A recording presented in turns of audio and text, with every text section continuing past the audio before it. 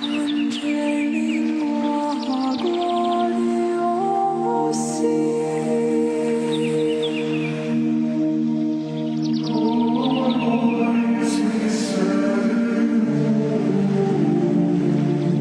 com grande alegria que nós celebramos a festa de hoje, festa que foi instituída pelo Papa Pio XI em 11 de dezembro de 1925, portanto estamos completando 100 anos da instituição da festa de Cristo Rei, bem pertinho da festa de Todos os Santos e também perto da comemoração dos fiéis defuntos, exatamente mostrando que o reinado de Cristo, ele abarca todas as dimensões da igreja, seja a igreja militante, a igreja padecente, a igreja triunfante.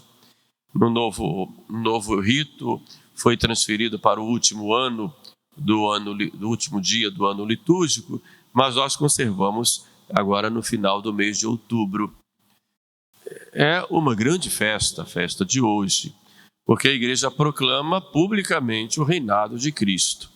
Não apenas o reinado social de nosso Senhor, mas o reinado dele sobre todas as coisas e sobre todos os homens, inclusive sobre os corações humanos. Cristo é rei. Já foi prometido como rei no Antigo Testamento, o menino nos foi dado, diz o profeta Isaías, ele é o grande rei que vai governar todas as coisas e todas as nações. Quando o anjo anunciou a Maria, já disse que seria o filho dela um rei. Reinará eternamente na casa de Jacó e o seu reino não terá fim. Quando os magos viram a estrela no Oriente, foram correndo a Jerusalém e perguntaram: onde está o rei dos judeus? Vimos a sua estrela no Oriente e viemos adorá-lo.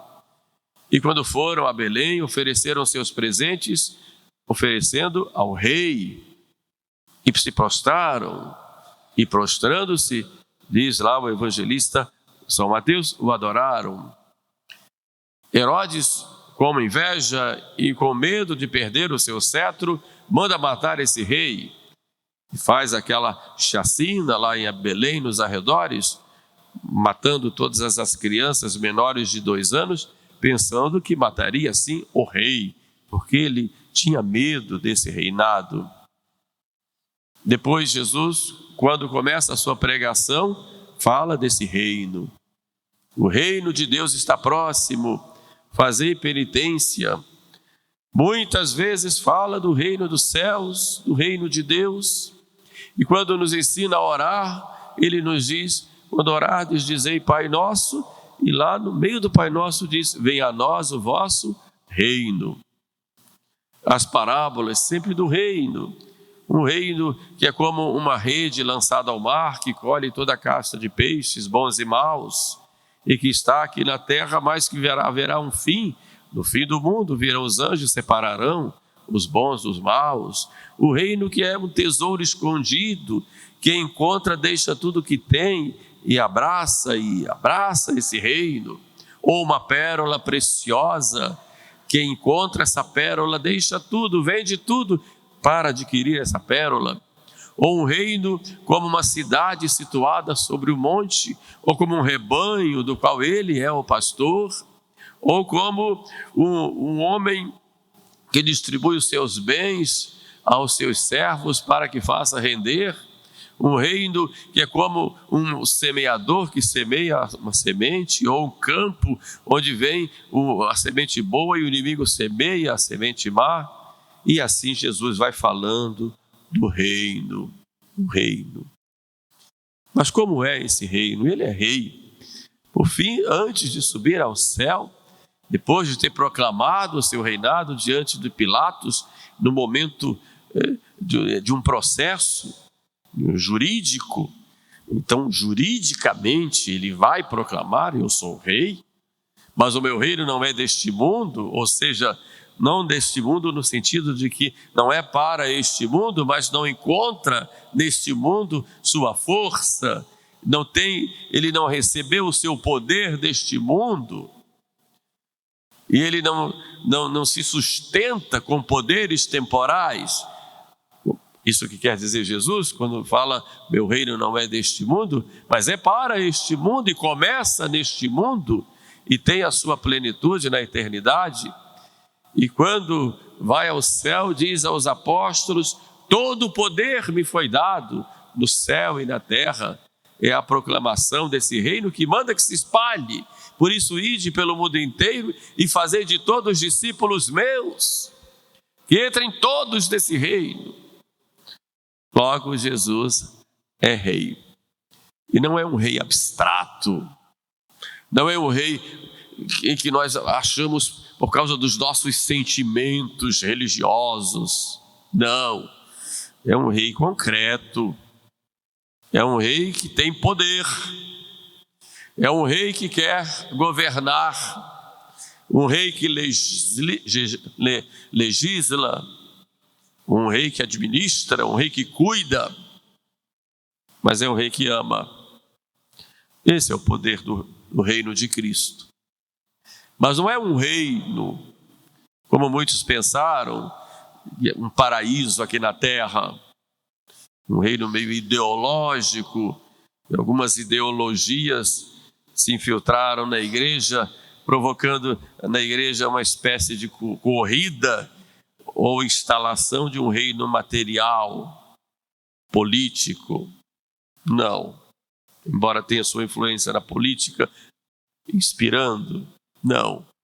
Não é um reino ideológico ou um paraíso aqui na terra. Não.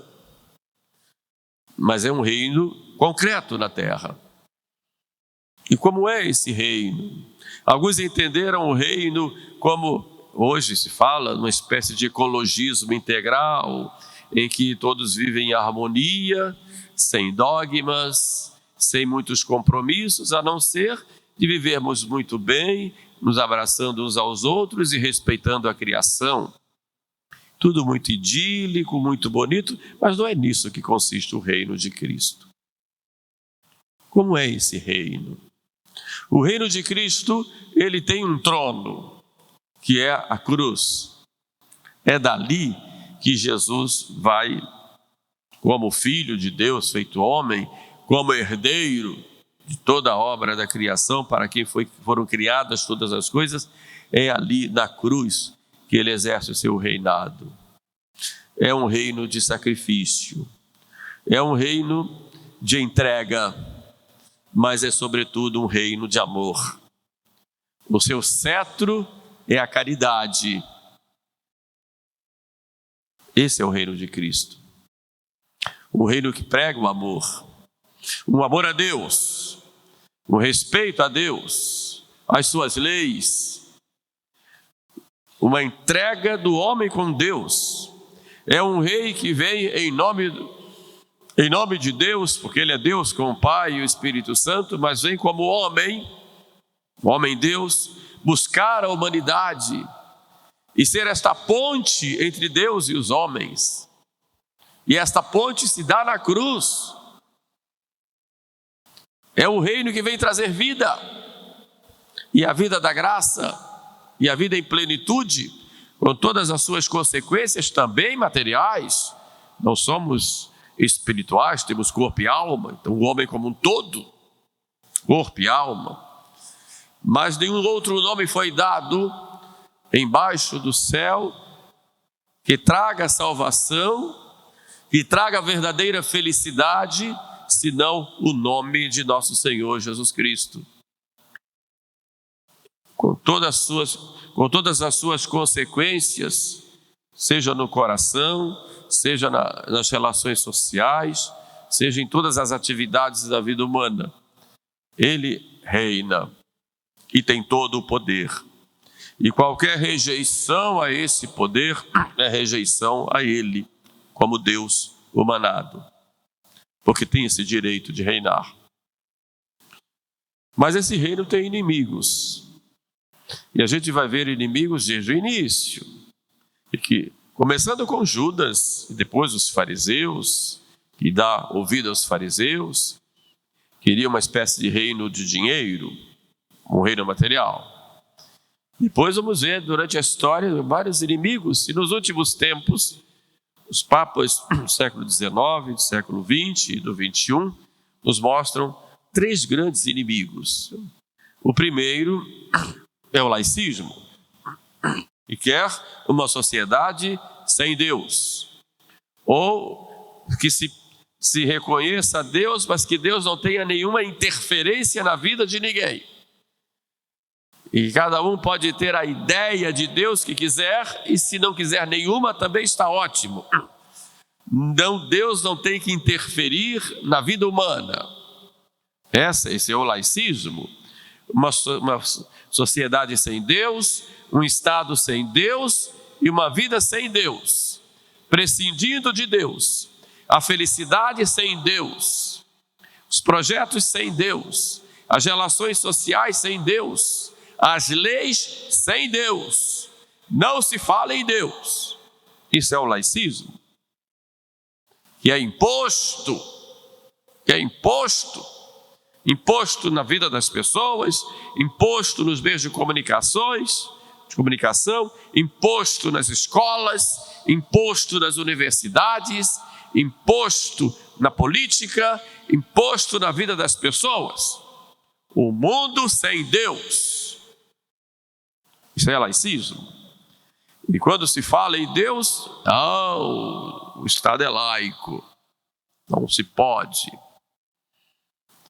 O mundo sem Deus, sem Jesus, isso é laicismo. Um outro inimigo é o indiferentismo, em que todos têm um sentimento religioso, não se pode suprimir, portanto, cada um faça o que quiser, pode expressar esse sentimento do jeito que quiser, é o chamado indiferentismo religioso. Todas as religiões são boas, todos os caminhos são bons, ou não ter nenhum também é bom, cada um faça o que quiser, crie para si o seu jeito de acreditar, suas crenças, seu modo de viver, sem nenhuma referência a não ser a sua própria inteligência ou a sua própria vontade. Esse indiferentismo religioso é inimigo de Jesus, inimigo da igreja. Como eu disse, nenhum outro nome foi dado a não ser o de Jesus. Ele é o único Salvador, o único, e o homem precisa dele. Então, o indiferentismo religioso, em que considera todas as religiões como boas, são contra o reinado de Jesus. Contra. Entre os antigos romanos, nos tempos dos apóstolos e dos primeiros cristãos, havia lá um panteão e colocavam lá os deuses de todos os povos conquistados pelos romanos. Era um panteão de deuses. Então cada um ia lá para cultuar ou honrar ou reverenciar um Deus diferente. Tinha até deuses nas próprias casas, muitas vezes famílias tinham suas próprias divindades. Poderia se acreditar em tudo, poderia crer até no próprio César, que era o imperador, adorar todos os deuses.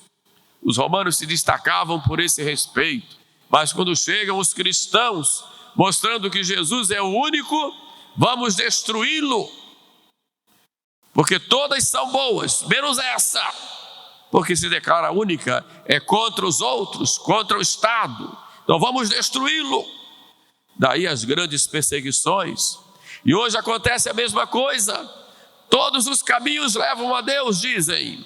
Todas as religiões ou meios de crença são boas ou bons.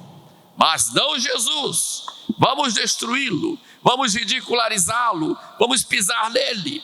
Ou vamos mostrar um Jesus que não é o real, um Jesus político, um Jesus revolucionário. Esse Jesus podemos mostrar, ou o Jesus que aceita tudo, ou o Jesus que é liberal. Esse sim. Isso se chama indiferentismo religioso, que é inimigo do reinado de Cristo, que vem preparando o anticristo, como já nos anunciava São João no Apocalipse e nas suas epístolas. O terceiro inimigo do reinado de Cristo é do relativismo. Porque o relativismo, ele diz que é uma espécie de ideologia, que diz que não existe a verdade, ou se ela existe, ela não pode ser conhecida. Nós conhecemos apenas alguns aspectos, ninguém pode chegar à verdade. Isso é relativismo. Por isso, cada um pode ter a sua, ou o seu jeito de acreditar nas coisas. Então, tudo se torna relativo. O dogma é relativo, vai de acordo com os tempos e de acordo com as pessoas ou com as culturas. A moral é relativa, faça o que você quiser, desde que não prejudique ninguém, faça o que quiser, tudo relativo. Pode fazer o que quiser, a moral é que está na sua consciência. Se a sua consciência acusa, é uma coisa má, se não acusa, é coisa boa. Então, todo mundo é livre para fazer o que quiser. Então, coloque em pé de igualdade a verdade e a mentira, o bem e o mal, o certo e o errado. Não existe certo e errado, existe na sua cabeça. Isso se chama relativismo, que hoje, segundo dizia o Papa Bento XVI, tem uma verdadeira ditadura. E que falava João Paulo II, uma estrutura, que ele chamava de estrutura do pecado. Pecado como parte de uma grande estrutura armada no mundo. Isso vai contra o reinado social e particular de nosso Senhor. E nós o amamos, nós o adoramos, nós nos prostramos diante dele. Mas como viver esse reinado na prática? Primeiro, Cristo quer reinar no nosso coração. E o inimigo desse reinado no nosso coração é o nosso pecado. Quando nós pecamos, nós dizemos para Jesus: não quero que tu reines sobre mim, como diziam os judeus. Não queremos que ele reine sobre nós. Não temos outro rei senão César. Nós dizemos a mesma coisa quando, diante de uma situação de pecado, nós escolhemos pecar e dizemos: não quero o teu reino no meu coração, não quero o teu reino na minha vida, não quero. Por isso, se queremos trabalhar pelo reino de Cristo, temos que começar pregando a conversão, a nossa, e depois a conversão do mundo. Não vai haver reino de Cristo na prática se não pregarmos uma verdadeira conversão. E os homens não o reconheçam e não mudem de vida. Não olhem para a sua cruz, não se prostrem diante dela, chorando lágrimas, arrependidos, dizendo: quero ter uma vida nova, quero estar com Ele, quero me entregar a Ele. O resto é tudo propaganda, que pode ter momentos de grande emoção e depois não levam a nada. O reino começa dentro do coração. E a verdadeira propaganda do reino de Cristo é chamar o homem à conversão, a uma mudança de vida, começando por nós mesmos, ou nós mesmos. E muitas vezes pregamos o reino de Cristo e dentro de nós trabalhamos contra, em nós. Depois temos que levar esse reino para a nossa família, os valores cristãos dentro de casa, no relacionamento de marido e mulher. Cristo deve reinar ali.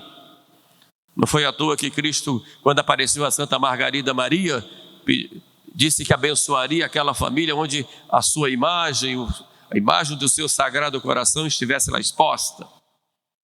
Porque Ele quer reinar na família, quer reinar nos projetos familiares, no relacionamento dos esposos, na educação dos filhos, na relação dos jovens, na relação das crianças, na educação, nas brincadeiras, nas modas, no jeito de viver. Ele reina aí. E aí pergunto: Cristo reina na sua casa? Ou é apenas uma fachada? Aquele crucifixo que tem lá na parede é real ou é apenas um enfeite para você dizer que é católico e que é muito devoto de Nosso Senhor? É real? Entra no coração, na vida e nas relações. E depois Cristo quer reinar também na sociedade, em todos os âmbitos da sociedade, e como sociedade também no Estado. E nós temos um compromisso de trabalhar para que Ele reine nas leis, reine nas relações sociais, reine nos costumes. Temos que trabalhar nesse sentido. Mas se nós não estamos convictos e que se não vivemos, isso não vamos atingir. Não vamos atingir. Os primeiros cristãos viviam o Evangelho. E foi essa vivência que foi crescendo, que chegou a criar-se uma sociedade cristã. Que tinha lá seus problemas muito sérios. Mas, como dizia Papa Leão XIII, a filosofia do Evangelho governava as nações. E é isso que nós queremos. É só isso.